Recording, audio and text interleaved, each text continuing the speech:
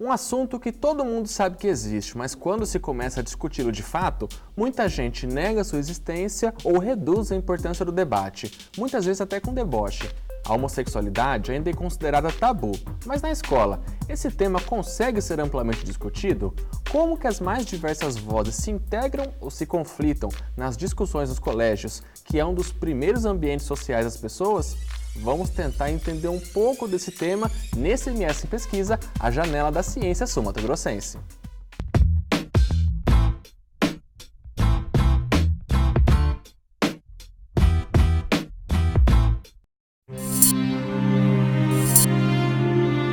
Homossexual.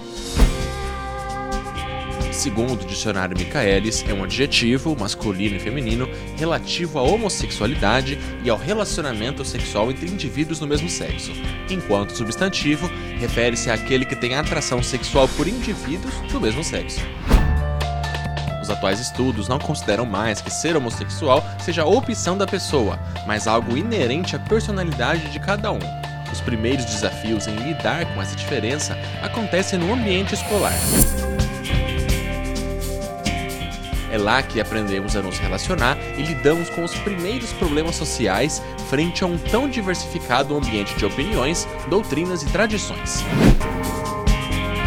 Em tempos de reflexão e fim de preconceitos em torno do tema, uma pesquisa tentou descobrir como a opinião de tantas pessoas influencia na busca por uma sociedade mais igualitária. O estudo partiu do conceito de sexualidade definido por Michel Foucault, que a entende como uma construção histórica permeada pelas relações de poder, e foi a partir disso que a pesquisa tentou entender os efeitos de tantas vozes no ambiente escolar quando o tema é sexualidade e homofobia.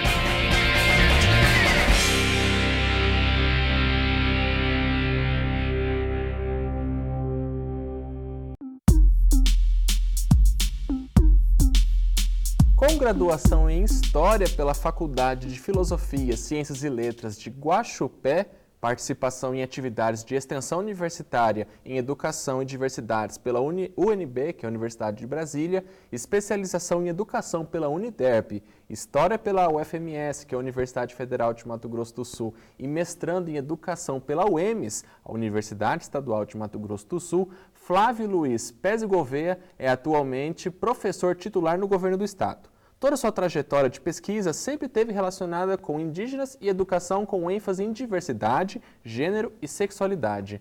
Flávio, muito obrigado por ter aceito o nosso convite. Eu que agradeço a oportunidade de poder estar divulgando conhecimento. Flávio, desde que você elaborou seu projeto de pesquisa, qual que era a sua intenção com o seu trabalho? O trabalho, eu acho que ele surgiu na medida em que eu observei que a homofobia era uma das formas de preconceito mais desavergonhadas que existe. Sabe, acho que em 2012 houve uma audiência pública no Senado e nessa audiência foi convidado algumas personalidades e ali uma personalidade nessa audiência pública expôs, sabe, de maneira extremamente homofóbica o que pensava, e eu imaginei, eu acho que um pensamento desse, uma agressividade dessa, se fosse dita a outros grupos sociais, não seria aceita. Se o que ele falasse, o que ele estava falando sobre homossexualidade, ele não falaria sobre questão relacionada a negros ou às mulheres. Então, assim, ele ficou bem claro que a homofobia é um tipo de violência que as pessoas praticam de forma desavergonhada. É o que mais me chamou a atenção e o que motivou a entender melhor esse fenômeno. Como ele ocorre nas escolas, né? E como ele ocorre nas escolas, porque é um espaço que não pode se furtar de fazer esse debate, porque ele está acontecendo em todo lugar. As escolas, então, foram seu ambiente de pesquisa? A escola foi meu ambiente de pesquisa. Foi o ambiente de pesquisa no qual eu tentei entender, ou melhor, como a escola poderia, né, ser um espaço de fazer uma reflexão sobre esse problema da homofobia. Porque é um problema que vem sendo discutido em diversos espaços. você discute-se homofobia, homofobia não, mas discute-se sexualidade e reforçam-se preconceitos em diversos espaços sociais. Hoje essa questão de sexualidade, ou sexualidades, né, que são diversas formas de sexualidade e de desejo, elas são discutidas em igrejas, elas são discutidas em programas de televisão, elas são discutidas, hoje até desenhos animados já abordam a questão da homossexualidade. Há desenhos no Cartoon Network como Clarence o Otimista, é um desenho livre, no qual um dos personagens, né, é filho de duas mulheres, né, que tem uma relação lésbica, uma relação homossexual. Bom, nesse ambiente do qual você partiu e todas as suas análises, havia espaço para reflexão e promoção de cidadania? Bom, o espaço da escola não é um espaço diferente daquele que se encontra fora dos muros da escola, sabe? Então, ali você tem pessoas mais abertas, pessoas fechadas, e o que a gente tentou entender é o que facilitaria ou o que trava esse tipo de discussão. Então, aquelas pessoas que têm um pouco mais de conhecimento ou que têm um certo afeto, né? Ela se sente afetada pela questão da homossexualidade, ou desse tipo de violência, ela procura entender melhor, né, esse fenômeno. As pessoas que têm amizade com pessoas, né, com a sexualidade diferente da heteronormativa também são mais flexíveis, elas estão mais propícias a fazer uma discussão qualificada. É um equívoco, mas então... nem sempre isso acontece. Sim. Mas é um equívoco eu poder afirmar que, de certa forma, então, o ambiente escolar ele reflete aquilo que a sociedade reproduz em suas diversas vozes? Não é um equívoco.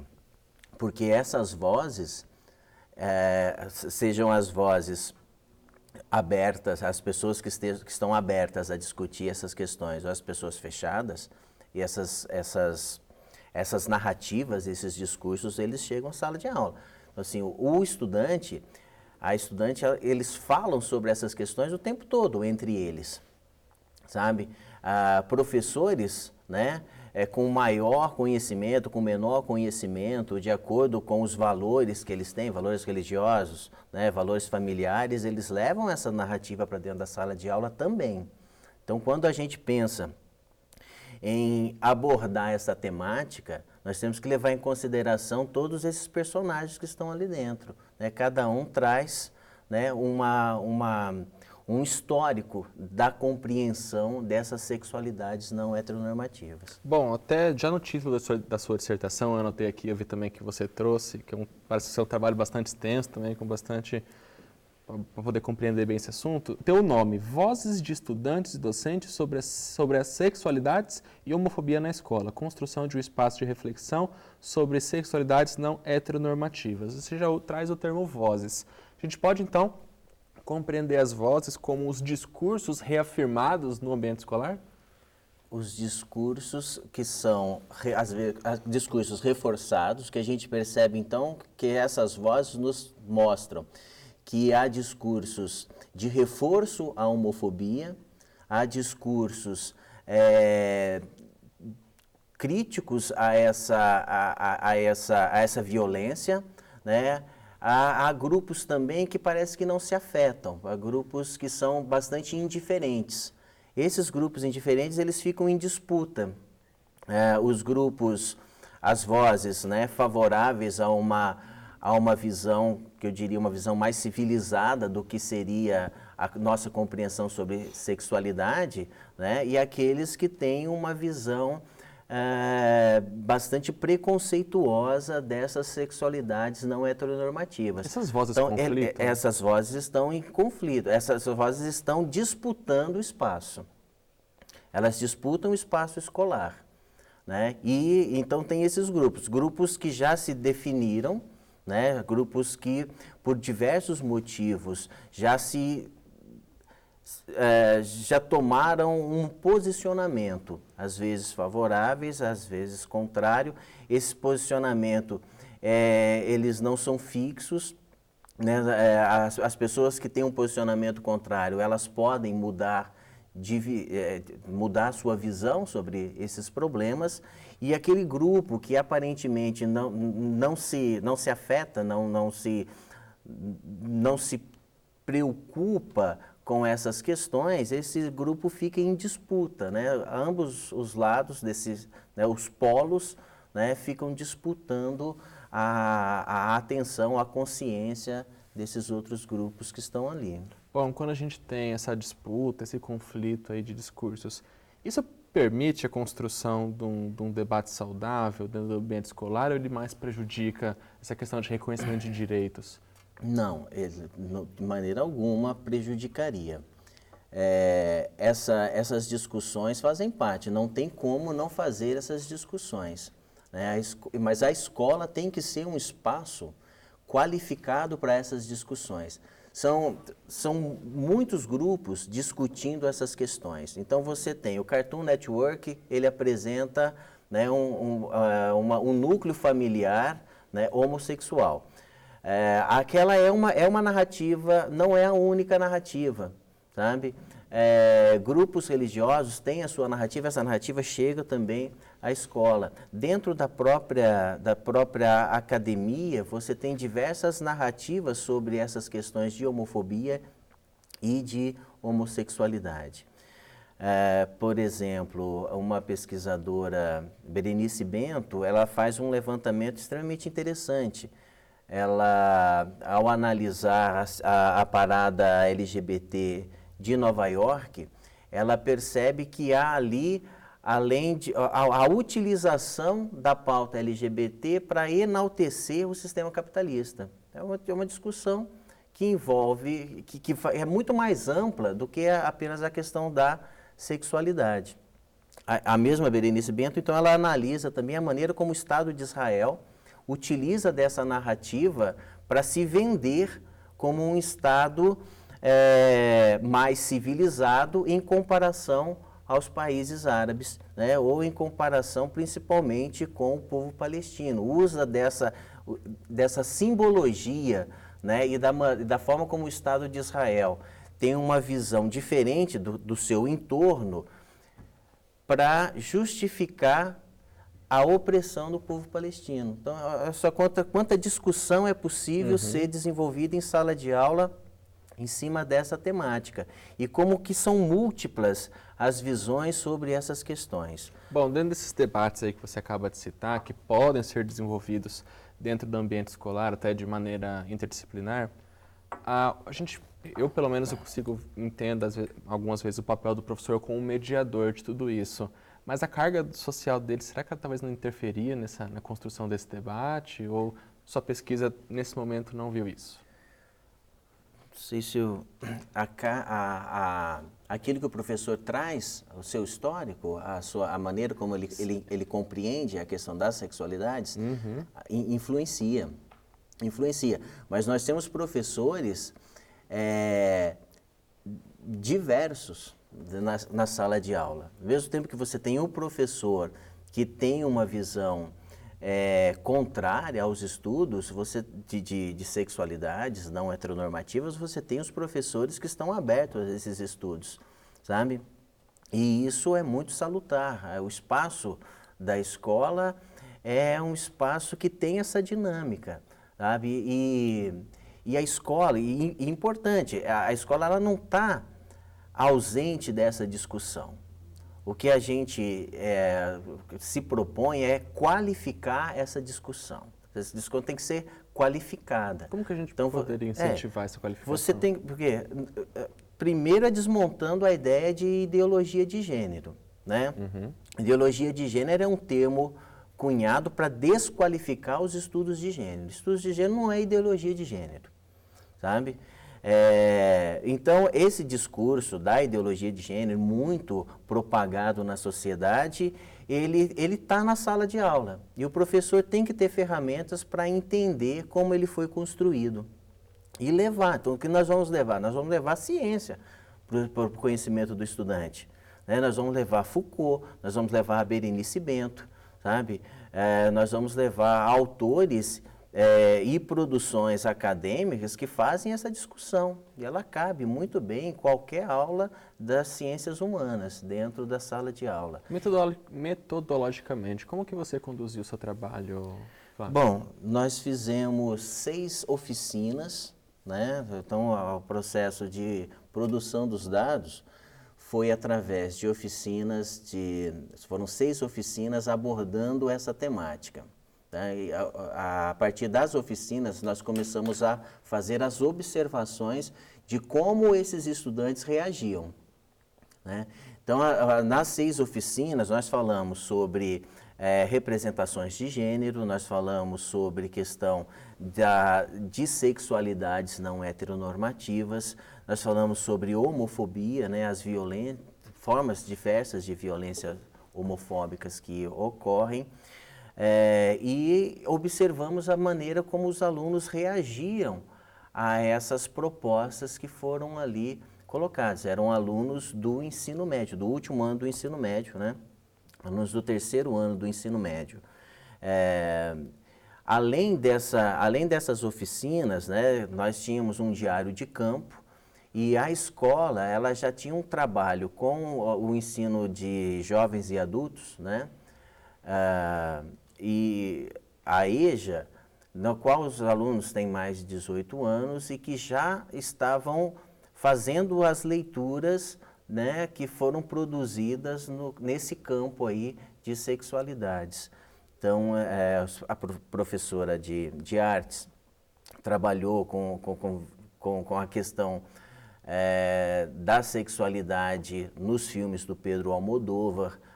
A professora de sociologia levou os textos que, no campo da sociologia, da antropologia, estão fazendo essa abordagem. E nos coube, então, fazer a interpretação de como isso estava sendo desenvolvido dentro daquela escola, né? Além de uma série de entrevistas que fizemos com professoras, fizemos com estudantes, para entender, né, melhor esse fenômeno. Essa praticamente foi a maneira como nós produzimos os dados que foram analisados posteriormente. Bom, Flávio, muita gente tem medo desse tema por diversas razões. Você teve receio de começar a fazer uma pesquisa nesse sentido? Vamos fazer o seguinte, vamos deixar essa sua resposta para o próximo bloco, que começa daqui a pouco.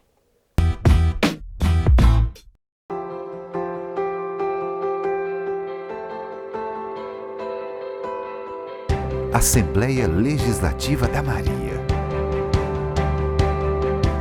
Assembleia Legislativa do Jorge. Assembleia Legislativa do Caio. Assembleia Legislativa da Dona Marta. A Assembleia é esse espaço de todos, onde a democracia se consolida, onde as necessidades do Bruno são ouvidas, onde a Pati ganha voz, onde os direitos do seu Hiroshi são fortalecidos, onde a Rafa e a Gabi enxergam novas oportunidades e onde o futuro do Samuel será garantido. Assembleia Legislativa de Mato Grosso do Sul e do Sul-Mato-Grossenses.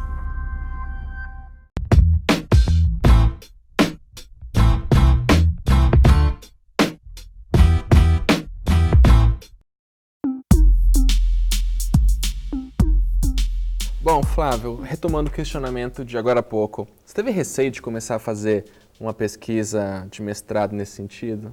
Não, de maneira alguma. Então, receio não tive, mas eu encontrei resistência.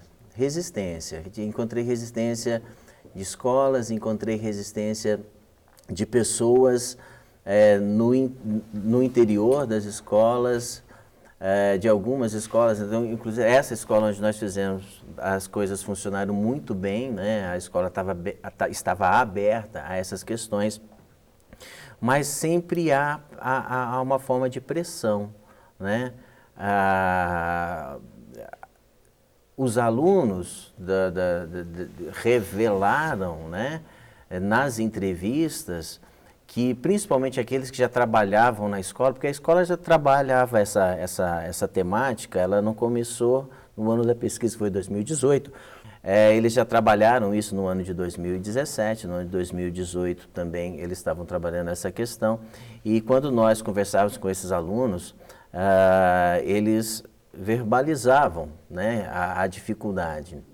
Durante a culminância do projeto desses alunos da EJA, houve situações que incomodaram os estudantes, como, por exemplo, alunos que saíram da apresentação como uma forma de afronta, né, de demonstração de que não estavam gostando daquela exposição sobre sexualidades não heteronormativas, sobre homofobia, né, alunos que recebiam pressão de outros estudantes, né, que utilizavam tínhamos uma estudante evangélica que apresentou e que disse que a apresentação e que não tinha visto nenhum problema em fazer esse trabalho, mas sendo pressionada por outras colegas da mesma igreja a não apresentar, que ela deveria então, a gente consegue identificar, reforçar uma parte da narrativa que a gente sabe que circula, pelo menos em alguns pastores midiáticos, né, que ocupam espaços midiáticos, eles estão com essa narrativa, né, de interdição dessa abordagem. Nós temos também a escola sem partido, né, se tem algo que eles são explícitos em falar que querem censurar, são os estudos de gênero e sexualidades. Bom, então a gente, né, tem a influência... Isso influência... está na escola. A gente tem influência dentro dos discursos e vozes que são criadas e repetidas dentro da escola, a influência dos discursos externos, das vozes externas, do movimento aí de fora para dentro, até por questões até religiosas, como o senhor falou, que de algumas linhas que querem evitar esse debate, algumas religiões que querem evitar esse debate por suas razões? Essas vozes, elas estão presentes em todo lugar, né? Elas estão presentes, elas atravessam todas as instituições, né? Essas vozes contrárias, então você vai encontrar apoio à escola sem partido em diversos partidos, em diversos parlamentares. Você encontra pessoas na mídia, você encontra jornalistas, advogados, juristas, né, que são favoráveis a esse tipo de censura. Então, assim, não é apenas na escola. A escola é um local que, na nossa opinião, não pode se furtar, não pode ficar à margem dessa discussão.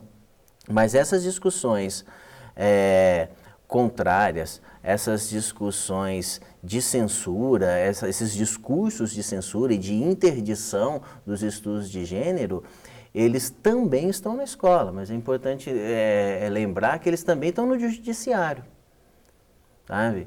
Eles estão no Ministério Público. É só lembrar que, recentemente, um deputado LGBT, que é o deputado Jean Willis, foi ridicularizado por uma desembargadora do Rio de Janeiro, né? Ela ridicularizou nas redes sociais o deputado e ela e outros grupos. Não, Miguel Najib é um jurista, né? É um advogado, ele que é vamos chamar, o pai do Escola Sem Partido. Então, assim, na escola também você vai ter essas vozes dissonantes, né? Mas não é só na escola, isso que eu acho que é importante ficar muito claro, né, para as pessoas. Aqueles que são a favor, aqueles que são contra, eles se encontram em todos os espaços. Então, ao mesmo tempo, você vai ter na OAB, você vai ter entre o Ministério Público, juízes, jornalistas, parlamentares, pessoas que estão abertas e que querem levar esses estudos de forma qualificada, né? Isso é extremamente importante. Importante também deixar claro que essas relações homoafetivas, essas relações homossexuais, elas são relações éticas, né? São relações que têm uma ética, não são diferentes das relações heterossexuais. Acho que tem que quebrar essa narrativa, porque muitos que são contrários a esses estudos costumam desqualificar ou fazer insinuações, né, de que esses grupos não seriam éticos, o que é uma besteira, um equívoco, isso é um delírio total. Bom, na compreensão desse tema, até como base para a sua pesquisa, você citou a Berenice Bento, você teve dificuldade em encontrar referencial teórico para o seu estudo, para a sua pesquisa? De jeito nenhum. O Brasil já produziu assim, uma quantidade significativa e de excelente qualidade nesse campo dos estudos de gênero, sexualidade e homofobia. Não só o Brasil, o mundo todo está promovendo estudos nessa área. E é óbvio que também a reação a esses estudos ocorre no mundo todo, né? É a nossa realidade, mas assim, por falta de material, por falta de produções acadêmicas, não seria o motivo de essas questões chegarem à sala de aula. Flávio, porque a grande produção, há grandes produções, inclusive por parte da Secretaria de Direitos Humanos da Presidência da República, né, em anos anteriores, né, que criaram um projeto que é o Brasil Sem Homofobia, que foi assim, extremamente importante para avançar essa pauta que é importante que se diga, que é uma pauta extremamente civilizada, né? Um país que respeita a sexualidade do outro é um país muito mais civilizado.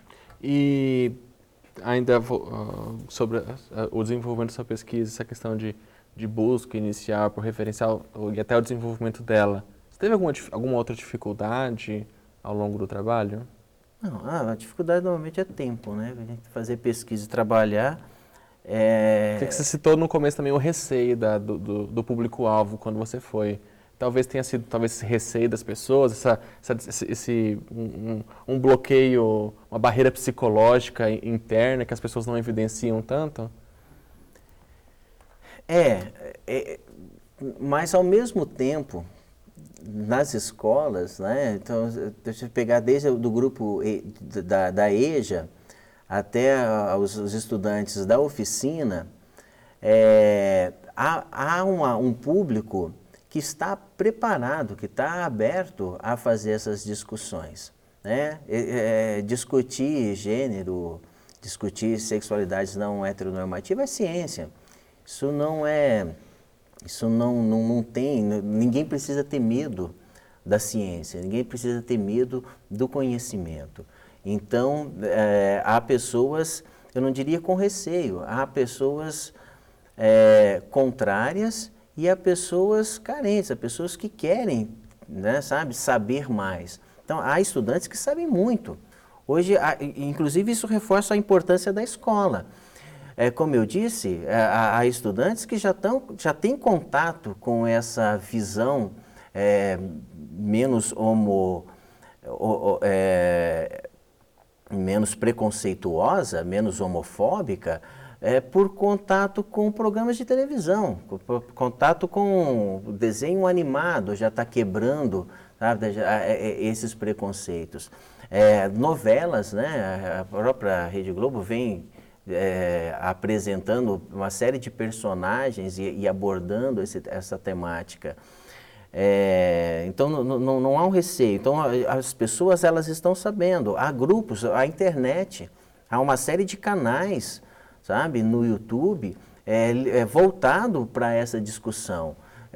Há uma série de publicações acadêmicas ou não acadêmicas voltado ao público LGBT, voltado àquelas pessoas que querem entender melhor entender melhor essa realidade na qual elas, né, constituem o nosso entorno. Então não há receio do estudante. Na verdade, há estudantes sedentos por conhecer mais. Né? E a escola não pode perder essa oportunidade de oferecer conhecimento qualificado, sabe, porque esse conhecimento ele já está fora da escola, e a escola se tornaria, ao meu ver,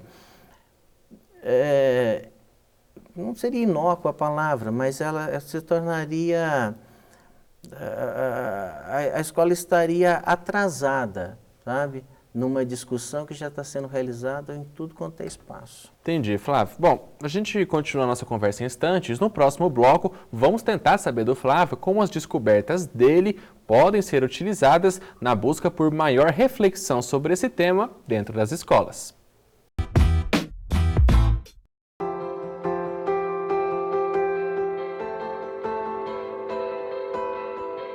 Assembleia Legislativa da Maria. Assembleia Legislativa do Jorge. Assembleia Legislativa do Caio. Assembleia Legislativa da Dona Marta. A Assembleia é esse espaço de todos, onde a democracia se consolida, onde as necessidades do Bruno são ouvidas, onde a Pati ganha voz, onde os direitos do seu Hiroshi são fortalecidos, onde a Rafa e a Gabi enxergam novas oportunidades e onde o futuro do Samuel será garantido. Assembleia Legislativa de Mato Grosso do Sul e do Sul Mato Grossenses.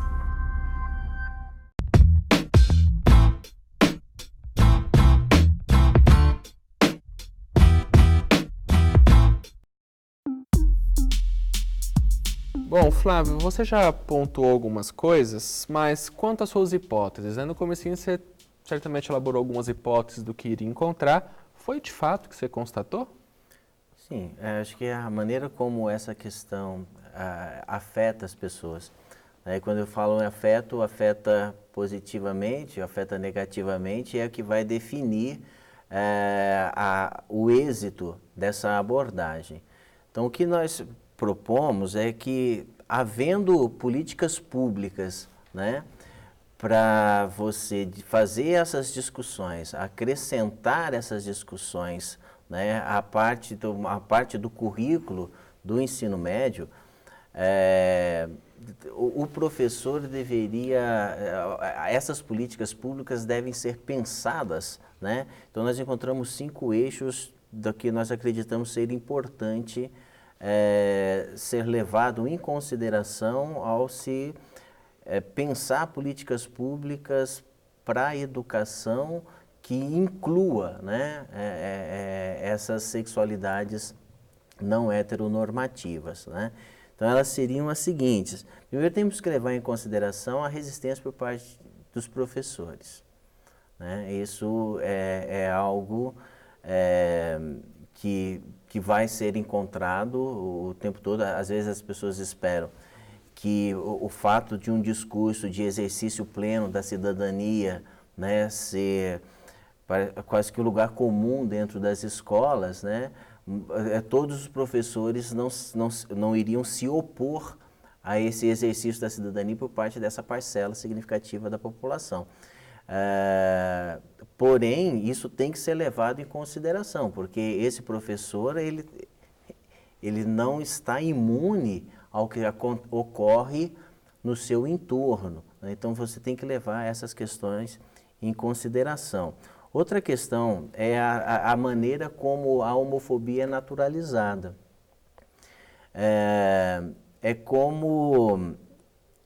Vou dar um exemplo. Principalmente no ambiente mais masculino dos garotos.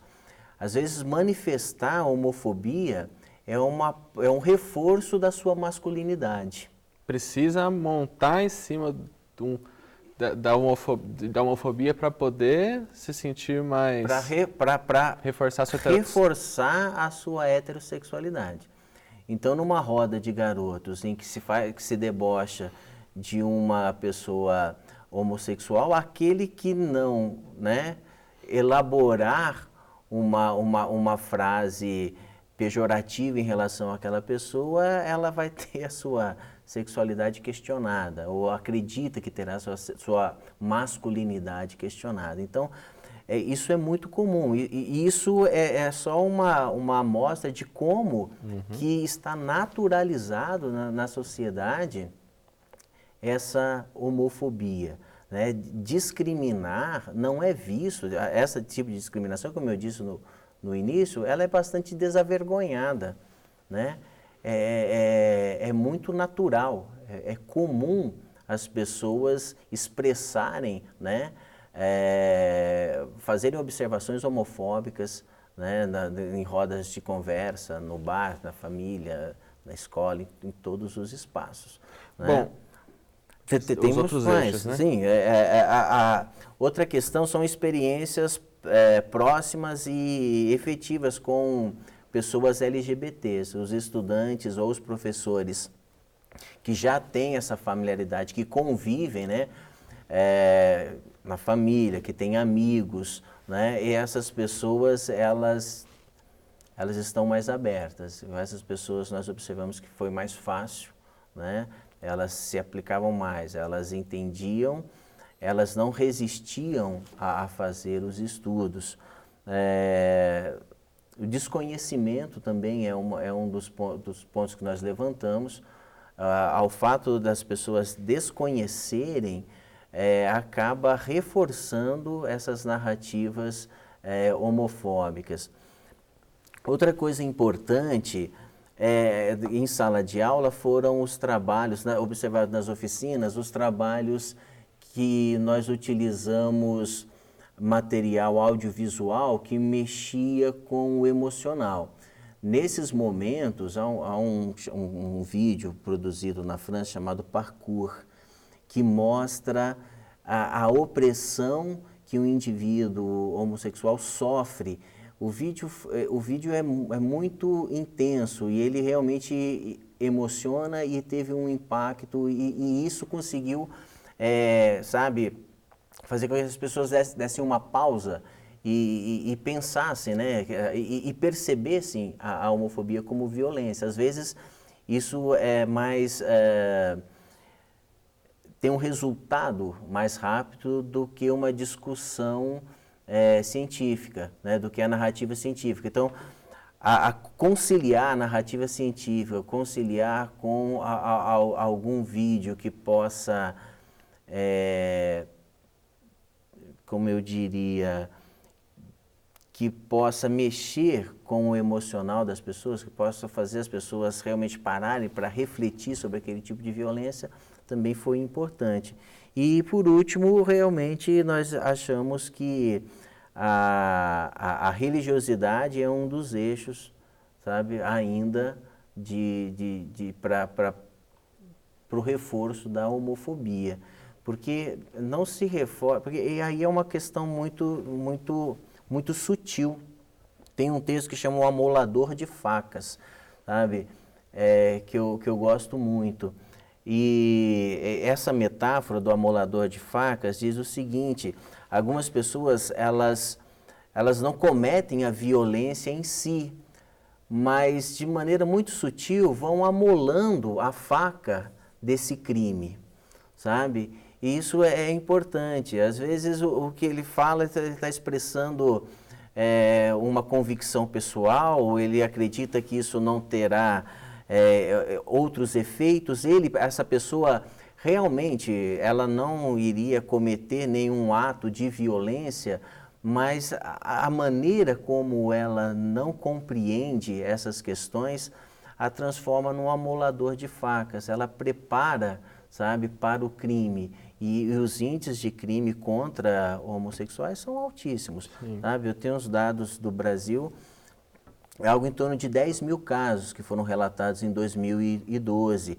Só no Mato Grosso do Sul, de acordo com esse levantamento, foram registrados 93 violações, foram apresentadas 93 denúncias, né, de violências que têm como motivação a homofobia, violência praticada contra pessoas LGBTs. Bom, Flávio, a partir da identificação de todos esses eixos que você falou para a gente agora, como que isso pode contribuir na evolução dos debates, numa busca pelo reconhecimento e respeito aos direitos. O que a gente espera é isso, que as pessoas não tenham medo do conhecimento, né? Que esse conhecimento possa chegar às escolas.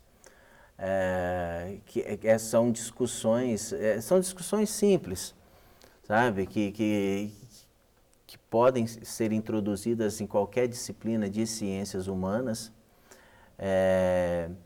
E acreditamos no conhecimento, acreditamos que o Brasil deve rumar para aquilo que nós chamamos de civilidade, né? Um país homofóbico é menos civilizado.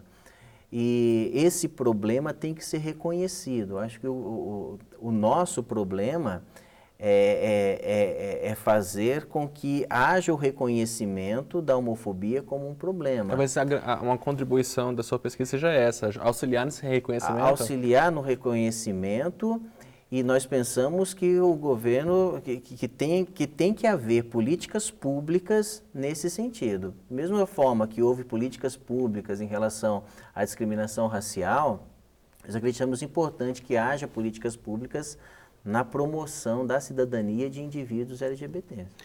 Flávio, é um assunto claramente bastante complexo, né? Uma rede de poderes, vozes de poderes que conflitam a todo momento. Nós poderíamos ficar conversando aqui por muito mais tempo, mas de qualquer forma a gente precisa encerrar, infelizmente. Quero muito agradecer a sua participação. Muito obrigado por estar aqui, divulgar um pouco do nosso trabalho. Muito obrigado, Flávio. Bom, e você pode acompanhar a essa e a todas as outras importantes pesquisas feitas aqui no Mato Grosso do Sul mesmo, ao longo da programação da TV Assembleia, na TV Cultura em todo o estado e também no YouTube. Por lá é só pesquisar Assembleia Legislativa de Mato Grosso do Sul, que uma playlist do canal contém todas as outras edições do MS em Pesquisa. Tchau!